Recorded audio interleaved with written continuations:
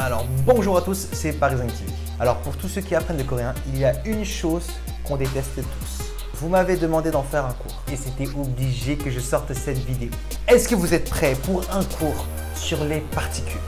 En fait, des particules, qu'est-ce que c'est? C'est ces petits mots-là dans les phrases qui nous font, je suis désolé, littéralement chier dans notre apprentissage et qui est vraiment une hantise de tous les gens qui apprennent le coréen. Ben ceux-là, vous les verrez pratiquement dans toutes les phrases. Je sais que c'est très dur pour vous. Et depuis le début jusqu'à la fin de la vidéo, je vais vous expliquer qu'est-ce que sont donc ces particules. Et à la fin de la vidéo, vous n'aurez plus aucun secret, je vous le jure. Normalement, c'est parti! La plupart des sujets dans les phrases coréennes seront suivis d'une particule juste à droite. C'est un peu comme en français, c'est normal. Il y a à peu près 4 particules très importantes à bien connaître. C'est celle-là.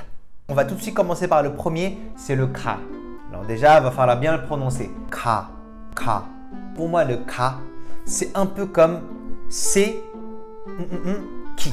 C'est moi qui a, c'est lui qui a, c'est nous qui allons. Alors tout de suite là, vous voyez avec l'exemple que Brigitte, donc c'est le sujet, eh bien la particule sera juste à droite. 브리지트가 커피를 샀어요. Vous voyez à la fin. 브리지트가 커피를 샀어요. Le ka, bien évidemment, il est indispensable. Il est juste à droite du sujet. 브리지트가 학교에 있어요. 브리지트가 학교에 있어요. Le ka, on l'utilise lorsqu'on veut désigner le sujet, parler de son action. Donc là, c'est elle qui a acheté le café, c'est elle qui est à l'école. C'est une information importante. Autre exemple, c'est qui a volé mon portable? 누가 내 핸드폰을 훔쳤어? Eh bien, je vais te dire cette réponse qui sera très importante. 내 친구가 훔쳤어. Alors là, écoutez bien, c'est une règle extrêmement importante. Le ka, c'est impossible qu'il soit à droite d'un mot à 3 symboles. Le sujet, s'il se termine en 3 symboles comme ça, c'est impossible que ce soit ka. Sujet qui se finit à 2 symboles, c'est un ka. Parlons maintenant du 는, 는.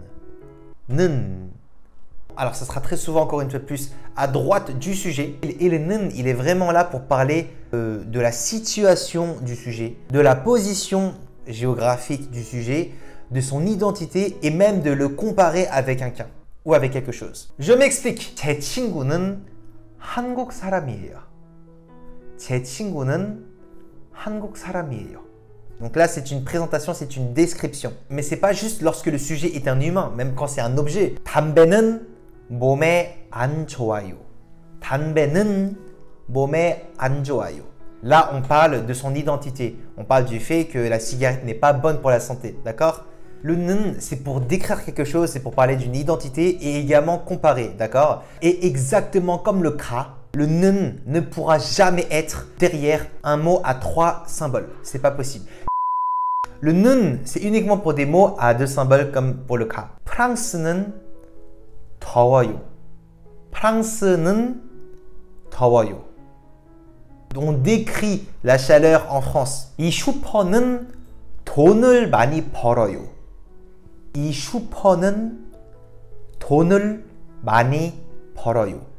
Ce magasin fait beaucoup d'argent. Ce magasin gagne beaucoup d'argent. On parle du fait qu'il gagne beaucoup d'argent. On décrit la rentabilité financière du magasin. En fait, pour moi, comment vous pouvez faire la différence entre le 는 et le ka? C'est forcément quand vous parlez avec une personne, si la personne en face, elle vous pose une question de c'est qui a, c'est quoi, c'est qui t'a frappé, c'est qui t'a fait mal, c'est quoi cet objet, vous répondez par ka. Parce que la personne te demande quelque chose de bien précis et il attend une réponse qui va vraiment l'aider. Mais maintenant, vous me dites, mais là, on n'a parlé que des sujets qui s'est terminé avec 2 symboles. Mais dans ce cas-là, lorsqu'il y a 3 symboles, on fait comment? C'est là qu'interviennent les 2 autres particules. I, un. On va commencer par I. Très simple. Look my eyes. I. Ok? En fait, le I, c'est exactement comme le ka. Sauf que c'est pour des sujets qui se terminent avec 3 symboles. C'est aussi simple que ça. Dès qu'un sujet se termine par 3 symboles et que c'est pour annoncer une information importante, vous allez utiliser I. 내 형이 열쇠를 집었어요. 내 형이 열쇠를 집었어요. Donc par exemple, la question ça aurait été c'est qui a pris les clés? c'est mon frère qui a pris les clés. C'est une information importante. La personne en face a besoin de le savoir. C'est important. 내 형이 열쇠를 집었어요. Là, vous voyez, 형, il y a 3 symboles. Et c'est pour ça qu'on met le i. Et pour finir, le c'est pareil. C'est comme le 는, sauf que c'est pour les sujets à 3 symboles. 김지연은 대학생이에요. 김지연은 대학생이에요. C'est une étudiante. On parle de sa situation. On parle de son identité. On la décrit. Bien évidemment, quand vous écoutez, c'est pas Kim Ji-hyun parce qu'il faut faire la liaison en fait entre les deux. Kim Ji-hyun, Kim Ji-hyun. C'est pas Kim Ji-hyun. C'est bizarre. Kim Ji-hyun. 내 형은 키가 커.